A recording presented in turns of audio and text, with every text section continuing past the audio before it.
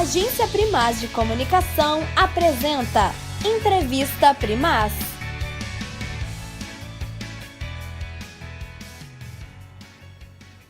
Olá, sejam todos muito bem-vindos a mais uma edição da Entrevista Primaz.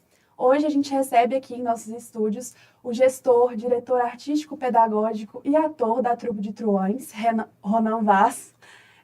A trupe ela foi fundada em Uberlândia em 2002 e é um grupo, de teatro profissional.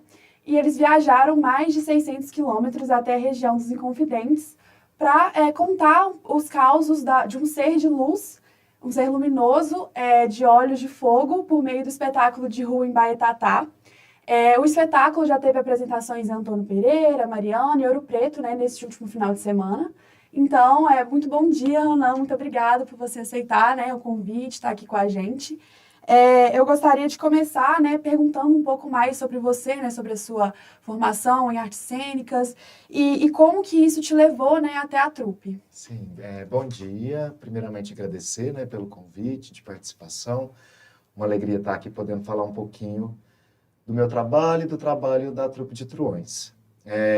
Eu me formei em teatro na Universidade Federal de Uberlândia, e foi nesse contexto do curso de teatro, da graduação, que a Trupe de Truões surge. A trupe surge no ano de 2002, a partir de um encontro de alunos dessa graduação com um dos professores na época, a partir de um trabalho que foi desenvolvido numa disciplina que resultou numa montagem teatral. E a montagem desse primeiro trabalho suscitou naquele grupo de alunos o desejo de apresentar o espetáculo para além da universidade, E aí, para dar vida a esse desejo, precisava estabelecer um nome para o grupo, E aquela configuração de grupo também, aí recebeu o nome de Trupe de Truões, que inclusive naquele momento foi uma homenagem a esse professor, fundador da trupe, que ele tinha feito parte de um grupo nos tempos dele de ator, que chamava Atores da Truanesca, e aí foi decidido dar esse nome Trupe de Truões. As pessoas sempre nos perguntam, o que significa, Sim. por que Truões? O Truão, ele é um artista medieval, como se fosse um bobo da corte, um andarilho, um menestrel, desses que anda por aí recitando poesia, cantando, contando histórias. Então, por ser um grupo com várias pessoas, uma trupe de truões, desses artistas que querem ganhar o mundo. E qual que é o trabalho que você desenvolve dentro da trupe? Porque, pelo que eu vi, você faz de tudo um pouco, Não é só essa parte da gestão, você também, cenografia, figurino, tudo você também faz parte, Sim, a minha formação inicial, como eu disse, é em teatro, que foi a minha primeira graduação. Dentro do teatro, eu fui me descobrindo em diversas funções. Na ocasião, no curso de graduação, era um curso de licenciatura. E eu entrei com essa pretensão de me tornar um professor de teatro. Só que lá dentro, como eu contei, a gente tinha disciplinas práticas que resultavam em montagens teatrais, e é dali que surge a trupe. E aí essa coisa de trabalhar em grupo, de montar espetáculos teatrais, fez com que eu me apaixonasse por isso e me dedicasse ao mesmo tempo ao trabalho de ensino do teatro como professor e também inicialmente ao trabalho de ator. Uberlândia é a segunda maior cidade do estado de Minas Gerais, mas ainda assim é uma cidade do interior, até pela distância, nós estamos no Triângulo Mineiro, não está tão próximo assim da capital. E apesar da cidade não ser tão pequena, o movimento cultural não tem tantos grupos de teatro assim profissionais. A cidade hoje ela conta com um teatro municipal e outros teatros menores geridos pela prefeitura. Enfim, então, num contexto de grupo de teatro, exige da gente que a gente desenvolva várias funções, né? Ainda mais no começo lá. A trupe nesse ano está completando 23 anos. Mas lá no passado, né, para que o grupo acontecesse, a gente precisava assumir diferentes funções e também, na medida que a gente foi assumindo essas funções, a gente foi desenvolvendo habilidades. Posteriormente, após a graduação em artes cênicas, né, no teatro, eu já fazendo um trabalho como iluminador, fui me apaixonando por essas outras áreas do teatro, que não só a atuação e o ensino como professor, mas também um campo que a gente chama de visualidades da cena, né? A visualidades da cena ela é composta pela cenografia, pela iluminação, pelos figurinos, pela caracterização. E como eu fui me interessando por essa área, começando inicialmente pela iluminação, eu decidi também fazer uma segunda graduação em artes visuais.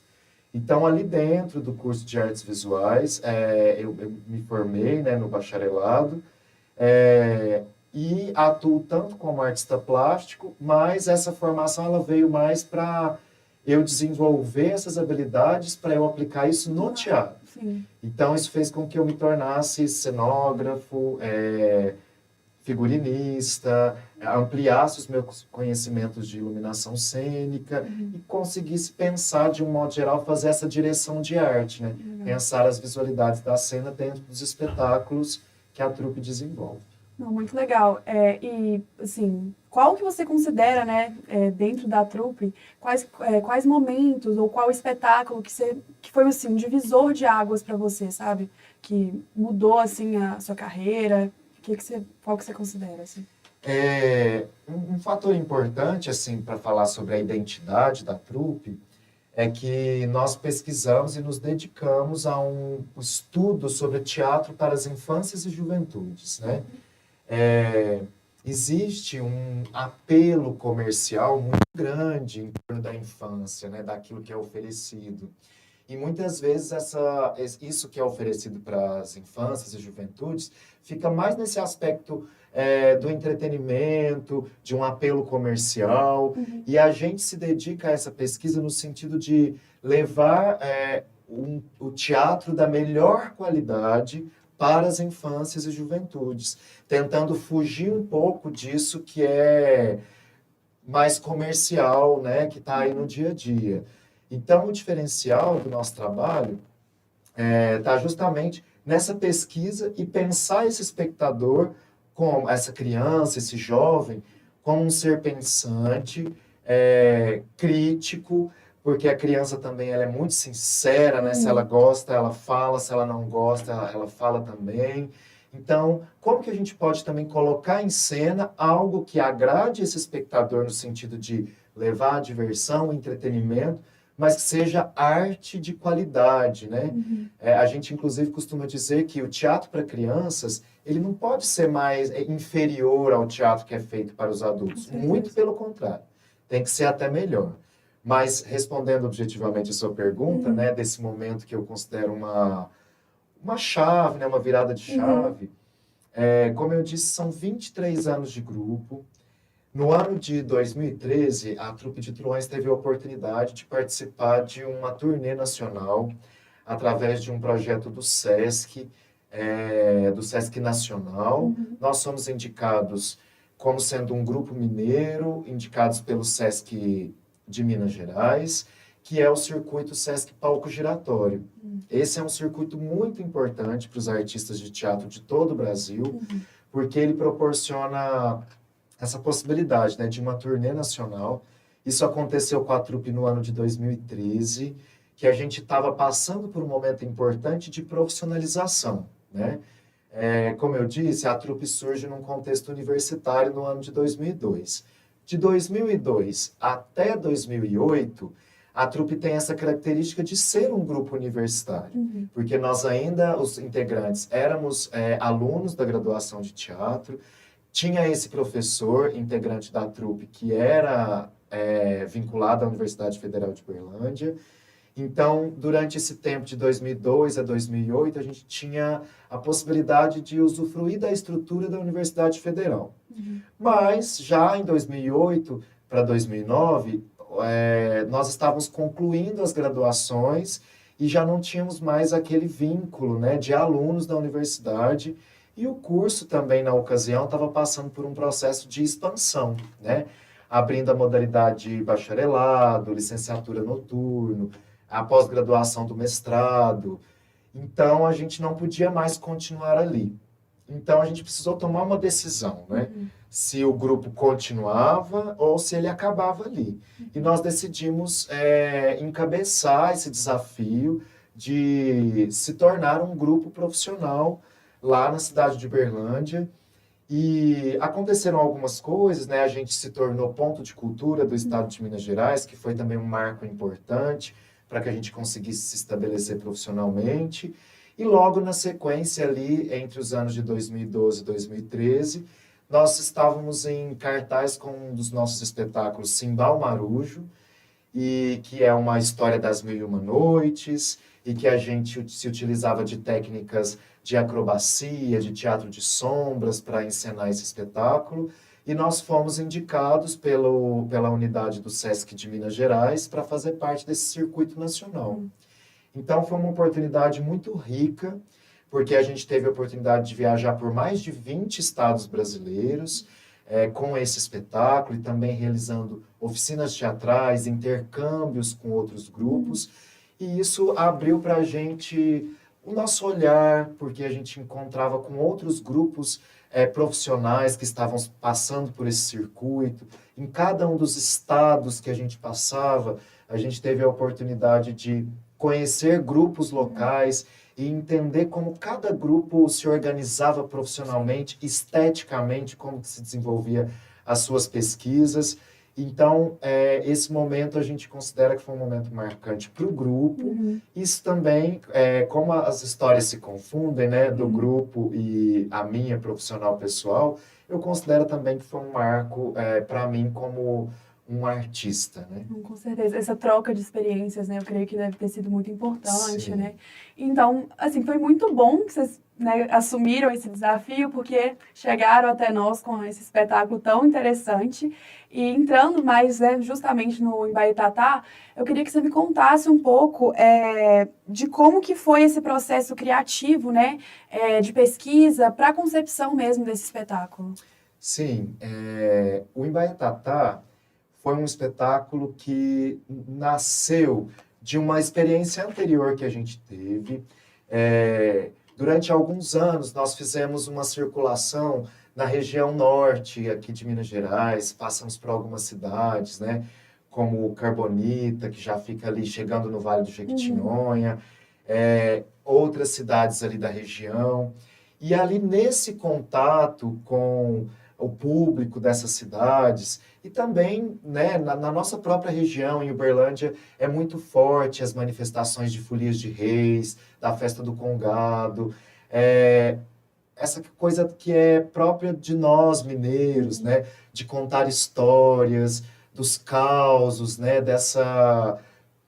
esse imaginário popular, rural, que a gente traz de ancestralidade mesmo, né, e da nossa cultura mineira, que é muito rica. Então, a partir dessa experiência, dessa circulação por várias localidades do estado, Minas Gerais é um estado rico e muito grande, então, cada lugar que você vai, o estado é o mesmo, mas os sotaques mudam, as referências, né, a culinária, esse jeito dos causos que conta também muda de um lugar para o outro.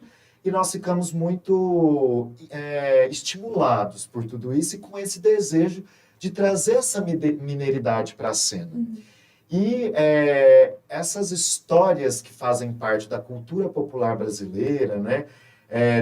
A gente diz aí essa mitologia dos encantados, do qual faz parte outros mais conhecidos como Saci Pererê, a Mula Sem Cabeça, o Curupira, Iara, entre tantos outros.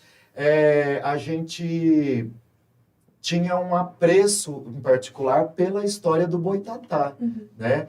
O Boitatá, que é esse ser luminoso.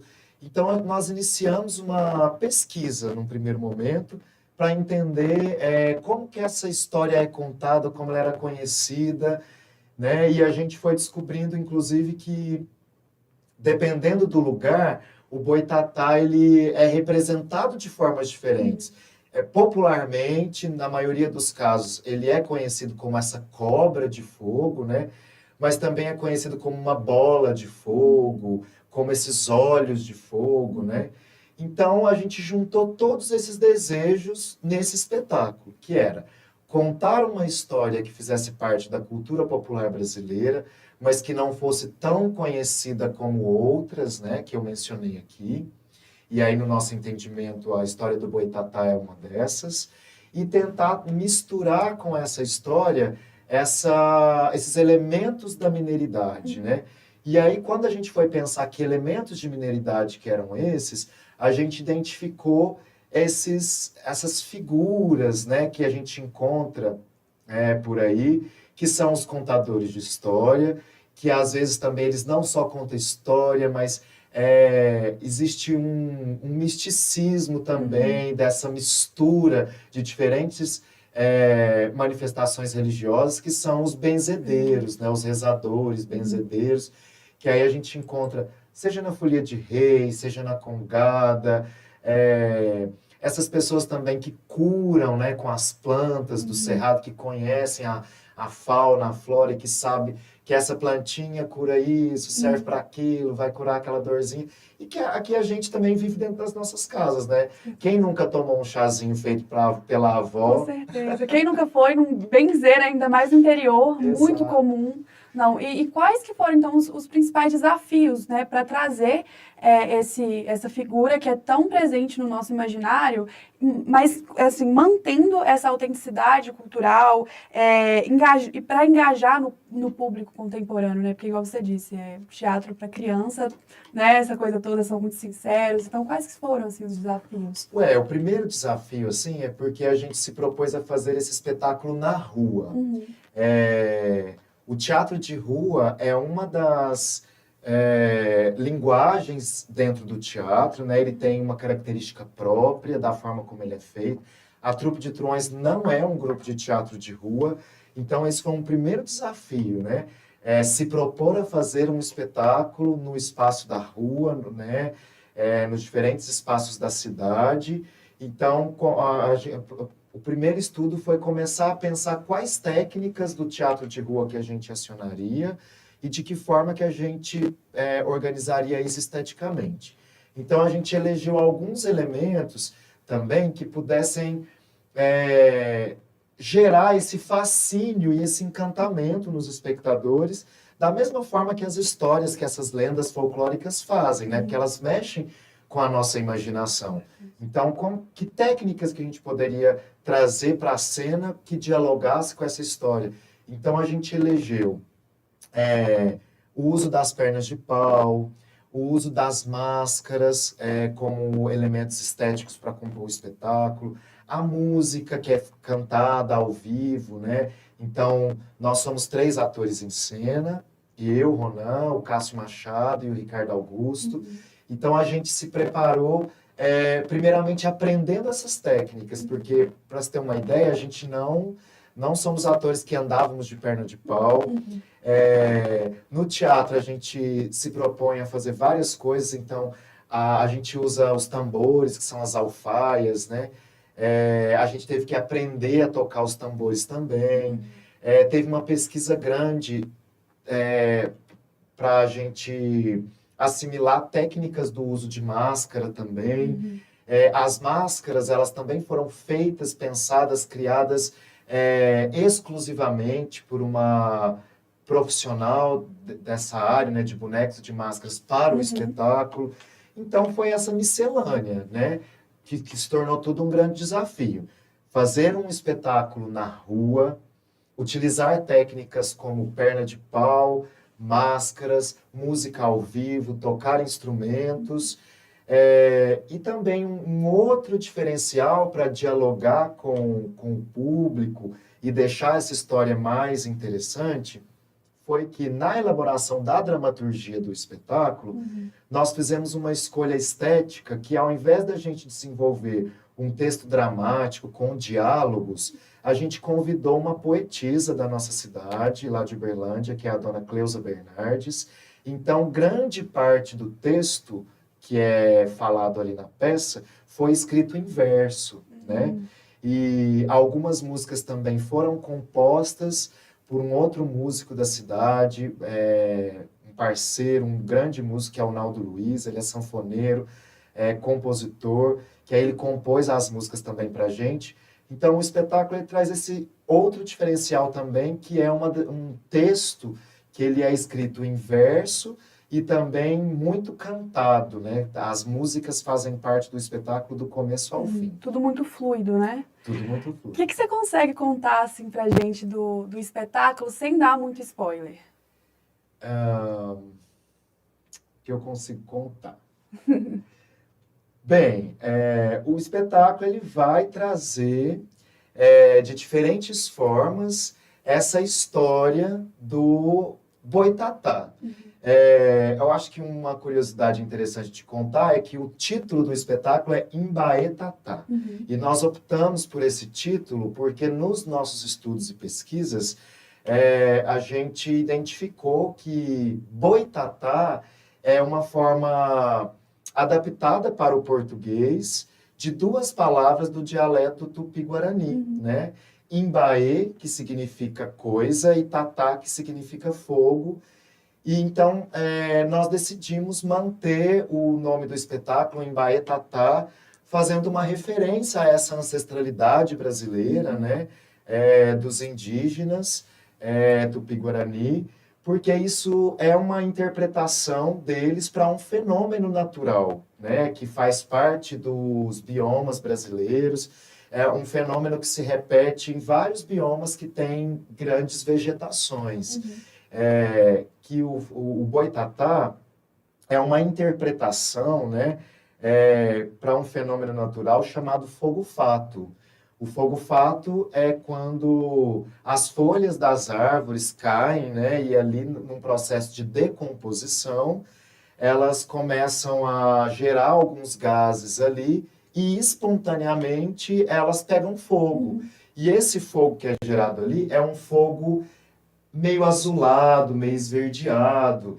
E num contexto de mata, né, e se a gente imaginar há muito tempo atrás, os indígenas e até mesmo outras pessoas que viam esse fenômeno, né? Sei lá, por exemplo, em comunidades rurais, você está andando no meio do mato e vê um fogo lá acontecendo, e que não foi ninguém que foi lá e provocou,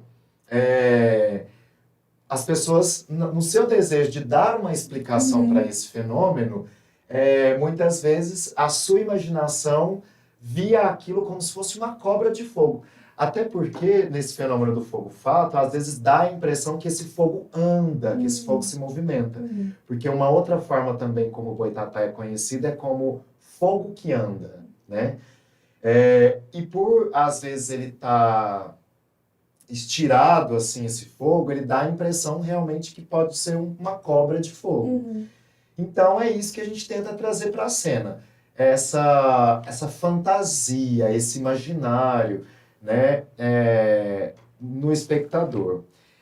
Então, sem dar spoiler, é um espetáculo que oferece ao espectador muitos elementos visuais, né? Então tem um cenário, um figurino bastante colorido, que faz referência a essas indumentárias dos foliões, das folias de reis e da congada. A musicalidade é muito forte, ela está presente no espetáculo do começo ao fim. Existe um diálogo direto com o público, sempre lançando questões por meio de parlendas, de adivinhas, de rimas. E é isso, eu quero deixar o convite aí para o pessoal assistir e conferir. Não, e não querendo perder o gancho também dessa coisa do teatro de rua, como que você percebe, né, o papel, né, desse teatro de rua gratuito na democratização do acesso à cultura, né? Porque tem muita essa interação com o público, né? Então, eu creio que seja muito importante. Então, como que você percebe esse papel? Com certeza. A trupe acredita que o teatro é para todos, né? Na verdade, está alinhado com algo que é o direito de todos os cidadãos do acesso à cultura. A cultura, ela é um direito básico, assim como a saúde, a educação, a moradia, o saneamento básico, né? Então, só que os cidadãos, muitas vezes, eles desconhecem desse direito, né? E não se sentem à vontade de frequentar um museu, de ir a um teatro, assistir um espetáculo, de assistir um concerto de música, um espetáculo de dança, uma exposição de artes visuais, né? Porque às vezes a cultura ela pode passar essa imagem de algo elitizado, de que só quem tem recurso financeiro é que tem o direito ou que pode acessar. E não é. Então, a gente se posiciona para fazer com que esse direito seja garantido para os nossos espectadores, né? E o que a trupe puder fazer para democratizar esse acesso, a gente faz. E o teatro de rua, ele oferece isso de uma forma muito direta, porque você inverte a situação, né? Ao invés de você ficar naquele esforço de tentar trazer o público ao teatro, você leva o teatro para a rua. E a rua é um lugar democrático da cidade, porque todas as pessoas podem transitar por um espaço público, né? Então, fazer o teatro de rua, criar esse espetáculo, é também uma forma de materializar essa crença de que o teatro é para todos. Porque na medida que a gente se coloca ali no espaço urbano, qualquer pessoa que estiver passando por ali, ela pode parar e apreciar o espetáculo dentro da sua trajetória de ida para casa ou de saída do trabalho, de ir para a escola, né? De transitar pela cidade, de habitar o espaço da cidade. E a cultura, ela tem que ter esses espaços também, né? E como que está sendo essa recepção, então, nesse teatro de rua, do espetáculo? Como é que está sendo? Tem sido maravilhoso. O teatro de rua, ele sempre nos tira da zona de conforto, porque a rua é um espaço vivo, a cidade é um espaço vivo, pulsante. Então, por mais que a gente se prepare para estar ali, a gente nunca sabe exatamente o que vai acontecer, quem são as pessoas que vão parar para nos assistir, como que elas vão reagir, se elas vão ficar ali o tempo inteiro. Na verdade, isso faz parte do teatro como um todo, né? Porque, como eu costumo dizer, o teatro ele é a arte da presença. O que isso significa? Da presença e do encontro, né? Ou seja, ele só acontece ao vivo, ali naquele momento, né? E a arte do encontro, por quê? O artista se coloca em cena, mas o espetáculo ele só acontece quando alguém vem ao seu encontro e se dispõe a assisti-lo. Isso acontece tanto dentro dos teatros, como quando a gente está na rua. Mas a rua é esse espaço vivo, como eu disse, e vivo no sentido de que ele está sempre em movimento. Então, não necessariamente as pessoas vão chegar ali, sentar, silenciar os seus celulares e ter o seu foco todo voltado para o espetáculo. Porque enquanto o espetáculo está acontecendo, o trânsito não para, vendedores ambulantes aparecem, as pessoas que não conseguem parar para assistir o espetáculo continuam os seus trajetos, mas ao mesmo tempo é uma experiência maravilhosa.